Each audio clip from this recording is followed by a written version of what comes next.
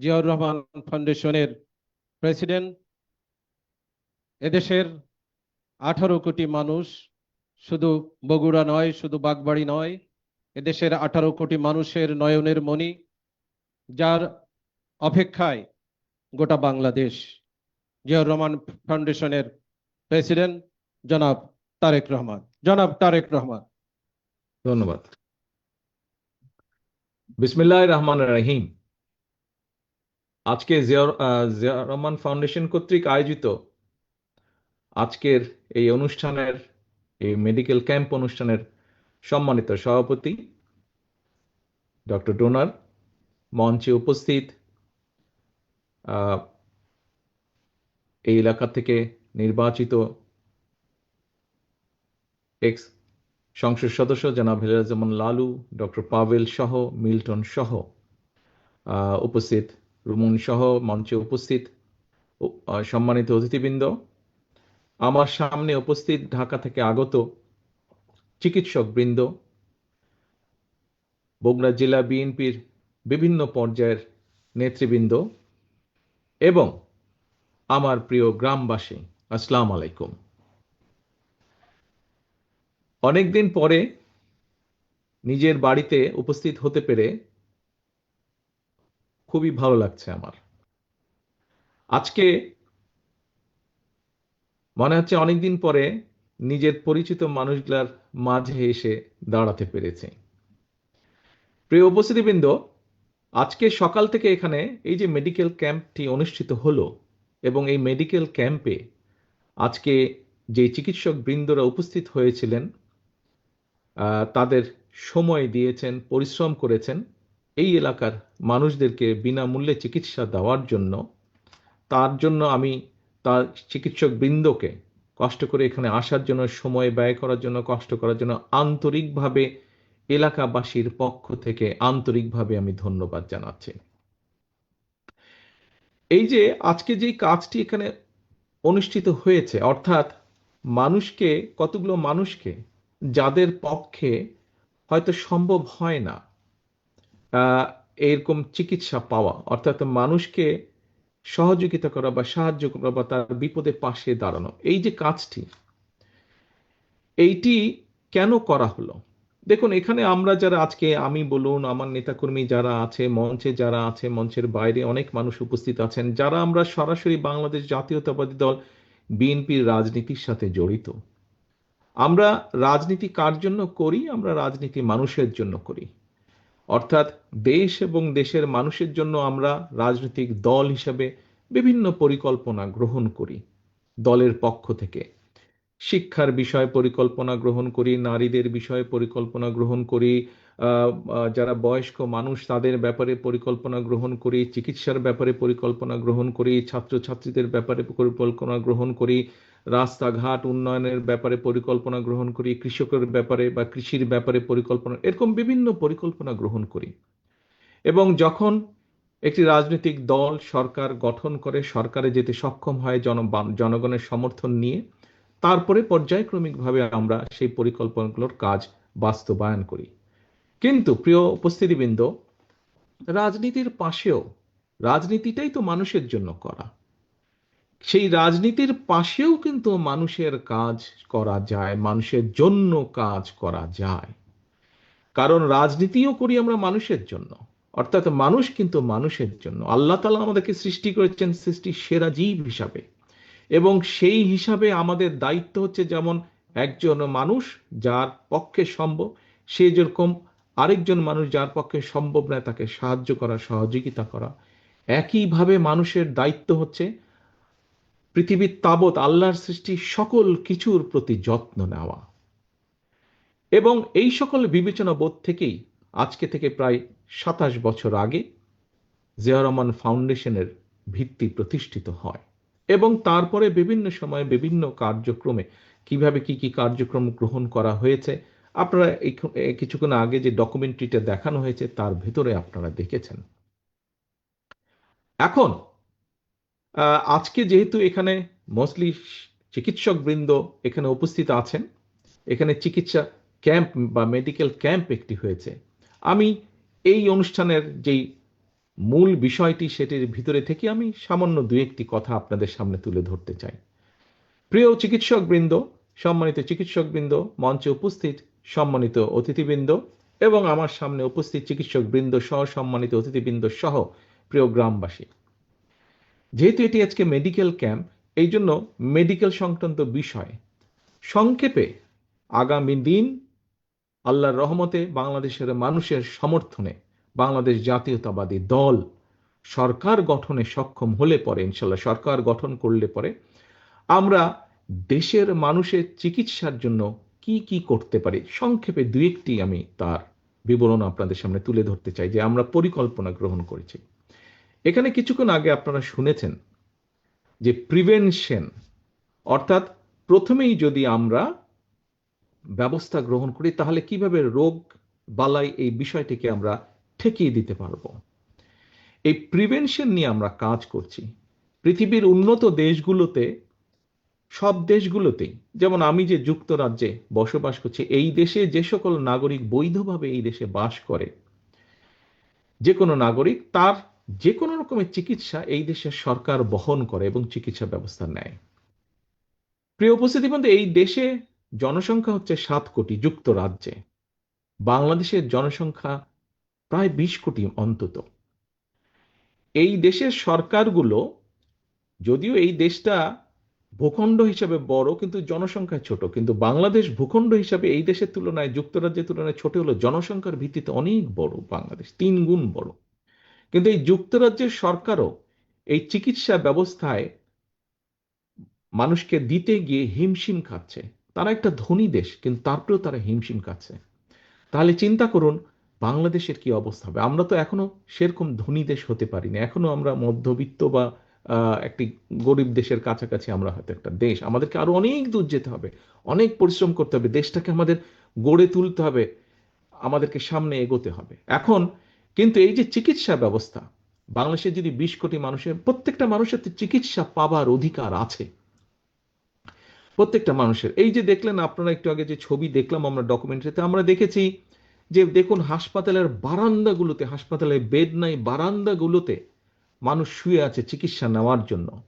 সেটি কেবিনের বারান্দা হোক, হাসপাতালের বারান্দা হোক, কি একটা করুণ একটা দৃশ্য এটা।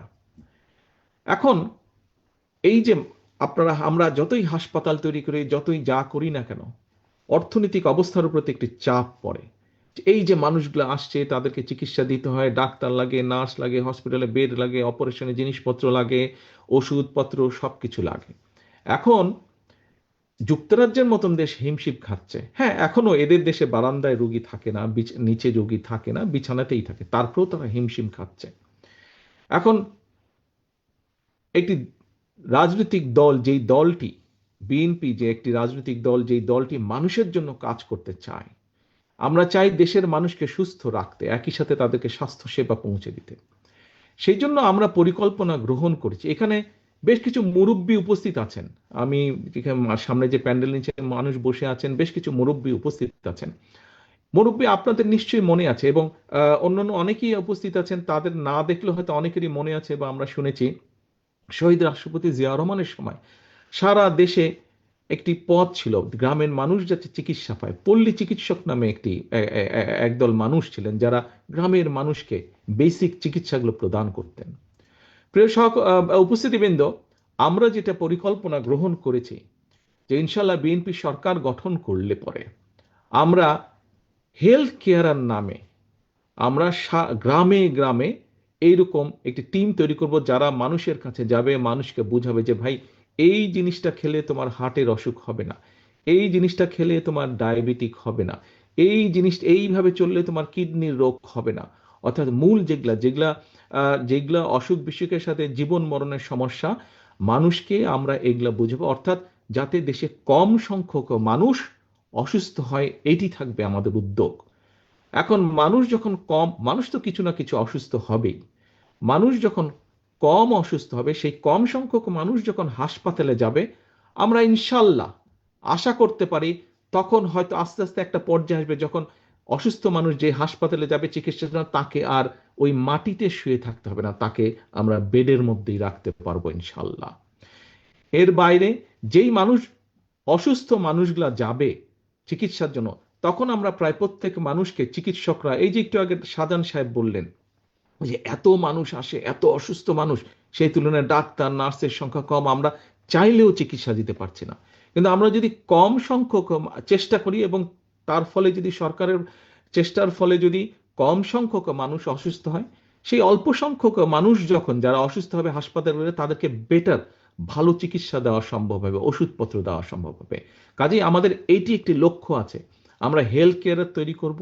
এই হেলথ কেয়াররা সারাক্ষণ তাদেরকে ট্রেনিং দেওয়া হবে বেসিক অসুখ বিসুখ কিভাবে, গ্রামের মা বোনরা যারা সংসার দেখভাল করেন তাদের কাছে গিয়ে পরামর্শ দিবে যে কিভাবে পরিবারকে সুস্থ রাখতে হবে। আপনারা চিন্তা করে দেখুন, আমরা যদি আস্তে আস্তে একটা সুস্থ পরিবার তৈরি করতে পারি, আস্তে আস্তে সুস্থ পরিবার সম্মত একটা গ্রাম তৈরি করতে পারি, আস্তে আস্তে এরকম গ্রামের পরে উপজেলা একটা তৈরি করতে পারি যেখানকার অধিকাংশ মানুষ সুস্থ, আস্তে আস্তে একটি জেলা তৈরি করতে পারি যেখানকার অধিকাংশ মানুষ সুস্থ, আস্তে আস্তে একটি বিবাহ বেগম, আস্তে আস্তে আমরা একটি দেশ তৈরি করতে পারবো ইনশাল্লাহ, যেখানে অধিকাংশ মানুষ সুস্থ থাকবে। আসুন আমরা সেটি মিলে চেষ্টা করব ইনশাল্লাহ, সকলে মিলে। এবার আসুন আরেকটি বিষয়, আমরা দেশে একটি পলিসি নিতে চাচ্ছি, সেটি হচ্ছে প্রাইভেট অ্যান্ড পাবলিক পার্টনারশিপ। এখন এটি কি এমন, দেখুন আজকে এই যে আপনাদের এই আমাদের জেলায়, বগুড়া জেলায় যে শহীদ জিয়াউর রহমান মেডিকেল কলেজ আছে, দেখুন এরকম একটা হাসপাতাল তৈরি করতে প্রায় 4 থেকে 5 বছর সময় লেগে যায়। তারপরে তো আরো বিভিন্ন জিনিস আছে, ডাক্তার জোগাড় করো, নার্স জোগাড় করো, মেশিনপত্র আনো।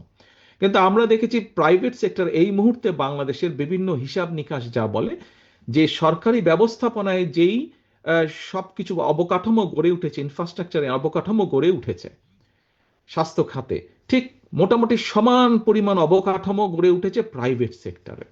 এখন ধরেন আমি একটা উদাহরণ দিই, ঢাকার পিজি হাসপাতালের নাম আপনারা শুনেছেন। সেই পিজি হাসপাতালে ধরেন একজন মানুষ গেল ক্যান্সারের চিকিৎসার জন্য। এখন এই যে ক্যান্সারের চিকিৎসা, সেখানে যে ক্যান্সারের মেশিন আছে, সেই মেশিন হয়তো 100 জন মানুষকে মাসে চিকিৎসা দিতে পারে, কিন্তু সেখানে 200 জন মানুষ লাইন দিয়ে আছে। এখন এই যে 200 জন মানুষ লাইন দিয়ে আছে, বাকি যে 100-র বাইরে যে আরো 100 জন আছে, এই 100 জন তো মানুষ, তাদেরও তো চিকিৎসা পেতে হবে। আমরা একটি পলিসি গ্রহণ করতে চাচ্ছি, একটি প্রাইভেট হসপিটাল যাদের কাছে একটি মেশিন আছে, সেই মেশিনও 100 জনকে দিতে পারে, কিন্তু যেহেতু প্রাইভেট হসপিটাল সেখানে খরচ বেশি, সেখানে হয়তো মাত্র 40-50 জন মানুষ যায়, বাকি 50 জন তাদের খালি থাকে, তারা সেই মেশিনে সার্ভিস দিতে পারে না, 50 জনের সিট খালি থাকে। আমরা যেটা করতে চাইছি সেটা হচ্ছে, আমরা সেই হসপিটালের সাথে কথা বলবো, হিসাব নিকাশ করব তার কি খরচ হয়। আমরা ওই যে এখানে যে পিজি হাসপাতালে 100 জন বাড়তি আছে লাইনের মধ্যে, সেই 100 জনের থেকে 50 জন নিয়ে আমরা এই প্রাইভেট হসপিটালটাকে দিয়ে দিব, বলবো যে তুমি এর চিকিৎসা দাও, খরচ আমরা তোমাদেরকে দিব। তার ফলে কি হচ্ছে, এইভাবে করে আমরা ভাগ করে দিব, এই যে বাড়তি যারা রোগী থাকবে, এইভাবে করে যেই সকল হসপিটাল আছে, ধরেন ক্যান্সারের বিষয় আমরা ভাগ করে দিব, আমরা হার্টের রোগীর বিষয়ে ভাগ করে দিব, আমরা ডায়াবেটিক ডায়ালিসিস পেশেন্টকে ভাগ করে দিব, কিডনির পেশেন্ট, যেগুলো সিরিয়াস সিরিয়াস অসুখ বিসুখ আছে, এগুলাকে আমরা বিভিন্ন প্রাইভেট হসপিটাল যাদের সেই ক্যাপাসিটি আছে, যারা সেই চিকিৎসা দিতে পারে, যারা ভালো হসপিটাল, এইভাবে করে আমরা ভাগ করে দেব। তার ফলে কি হবে দেখেন, শহীদ জিয়াউর রহমান মেডিকেল কলেজ করতে প্রায় 5 বছর, 4.5-5 বছর সময় লেগেছিল, 4 বছর সময় লেগেছিল। আর আমরা যদি মোটামুটি হিসাব নিকাশ করে এই পলিসিটি গ্রহণ করতে পারি, আমরা 3 থেকে 6 মাসের মধ্যে দেশের মানুষকে আমরা মোটামুটি ভাবে চিকিৎসা দেওয়া শুরু করতে পারবো। কাজেই কাজেই প্রিয় উপস্থিতিবৃন্দ, আমাদের লক্ষ্য হচ্ছে, আমরা আগামী দিনের পরিকল্পনা গ্রহণ করছি যে সরকার ইনশাল্লাহ মানুষের সমর্থনে, আল্লাহর রহমতে সরকার গঠন করতে পারলে আমরা দেশের নারীদের, আমরা যেরকম বলেছি এর মধ্যে আমরা ফ্যামিলি কার্ড দিব, কারণ আমরা চাই দেশের মা বোনদেরকে, এবং এই ফ্যামিলি কার্ডের মালিক হবে, একটি কার্ড দিব আমরা সকল দেশ সরকারের পক্ষ থেকে, প্রত্যেক পরিবারের মা যে থাকবে তার হাতে আমরা দেব, যাতে ধীরে ধীরে সেই মা স্বাবলম্বী হয়ে উঠতে পারে। আমরা যেরকম কৃষকদের ক্ষেত্রে বলেছি আমরা ফার্মার্স কার্ড দেব, ঠিক এই একইভাবে আপনাদের সামনে আমি যে চিকিৎসার যে বিষয়টি, সেটি সংক্ষেপে আমি 2টি পরিকল্পনার কথা আপনাদের সামনে তুলে ধরলাম। এইভাবে ঠিক আমাদের শিক্ষার ক্ষেত্রে পরিকল্পনা আছে, কিভাবে আমরা আমাদের আগামী দিনের যে ভবিষ্যৎ ছেলেমেয়েরা তাদেরকে আমরা গড়ে তুলবো, তাদেরকে আমরা বিভিন্ন রকম ছোটবেলা থেকে তাদেরকে আমরা কয়েকটি ভাষা শেখাবো, তাদেরকে আমরা খেলাধুলায় এক্সপার্ট করব, তাদেরকে আমরা বিভিন্ন সংস্কৃতিতে এক্সপার্ট করব, যাতে শুধু পড়ালেখা না, পড়ালেখার পাশাপাশিও তাদের বিভিন্ন রকম কোয়ালিটি থাকে, যাতে তারা জীবনে সাথে সাথে তারা বাকরির জন্য ঘুরতে না হয়, যাতে যে কোনো জায়গায় তারা যখন পড়ালেখা শেষ করবে সাথে সাথে তারা যাতে চাকরি বাকরি খুঁজে পায় অথবা নিজের পায়ে স্বাবলম্বী হয়ে দাঁড়াতে পারে। প্রিয় সহকর্মী বৃন্দ, প্রিয় উপস্থিতি বৃন্দ, প্রিয় চিকিৎসক বৃন্দ যারা আমার সামনে আজকে বসে আছেন, জিয়াউর রহমান ফাউন্ডেশনের মাধ্যমে আমরা চেষ্টা করেছি বিগত 27 বছর ধরে সাধারণ মানুষের পাশে দাঁড়াতে। কতটুকু আমরা পেরেছি পারিনি সেটা হচ্ছে ভিন্ন বিষয়, কিন্তু আমরা আমাদের চেষ্টা করেছি এবং আমাদের এই চেষ্টা আমরা অব্যাহত রেখেছি। একটু আগে আমি বলেছি এখানে আমরা উপস্থিত অধিকাংশ মানুষ হয়তো আমরা বিএনপির রাজনীতির পাশে জড়িত। প্রিয় সহকর্মীবৃন্দ, আজকে এখানে যারা উপস্থিত আছেন শুধু আপনাদের কাছেই আমি আহ্বান রাখছি না, আজকের এই অনুষ্ঠানের মাধ্যমে সমগ্র বাংলাদেশে শহীদ রাষ্ট্রপতি জিয়াউর রহমান, দেশনেত্রী খালেদা জিয়ার যত সৈনিক, বিএনপির যত নেতা কর্মী আছে, আসুন আমরা রাজনীতিটিকে আজ এমনভাবে গড়ে তুলি যাতে আমাদের রাজনীতির মাধ্যমে আমরা আমাদের এলাকার প্রত্যেকটি যেই এলাকায় আছে প্রত্যেকটি সাধারণ মানুষের কাছে সাহায্যের হাত বাড়িয়ে দিতে পারি, সাধারণ মানুষের পাশে, যাতে করে আমরা তাদের বিপদে আপদে তাদের পাশে এসে দাঁড়াতে পারি। অর্থাৎ আমরা সাধারণ মানুষের পাশে তাদের আস্থার প্রতীক, তাদের বিশ্বাসের প্রতীক হিসেবে যাতে আমরা দাঁড়াতে পারি, সেইভাবে আসুন আমরা নিজেদেরকে গড়ে তুলি।